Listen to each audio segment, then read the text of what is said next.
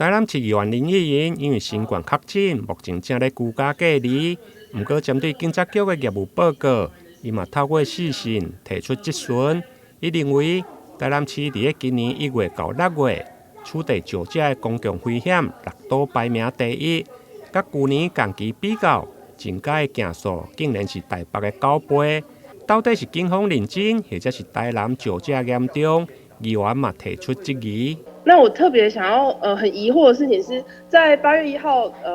局长回应的那篇新闻稿中，特别有提到说现在3件齐发嘛，已经初见成效。可是我们对比这个数据，不管是跟去年的同期比，还是跟同年6都比，台南的酒驾状况都很令人担忧。所以我想要请问，我们酒驾防治这一块的数据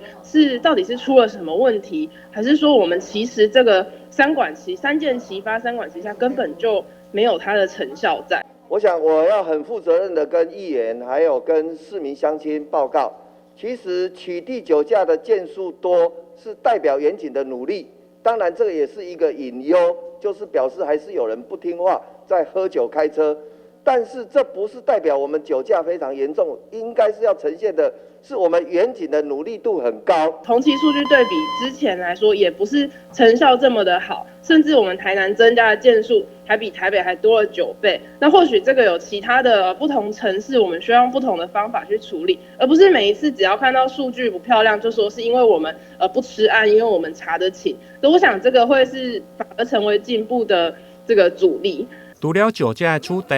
另外伫专办刑案的发生数方面，永康分局伫今年1月到7月，总共有2924件，全市排名第一，比其他的分局加了1倍以上。对此，议员林彦竹提出几点的建议，要求增加人力，或者是缩减员警无必要的勤务。另外，针对容易肇事的路段，虽然目前警方正式科技执法来处罚，不过议员蔡淑慧以两家182线的区间超速处罚为例，伫今年1月28启用至今，事故的发生率比前半年才减少1件，显示容易肇事的路段也是事故不断。建议交通单位危险的路段该改善就要改善，而不是以开罚单处罚为目的。台南新闻林根杨顺怀采访报道。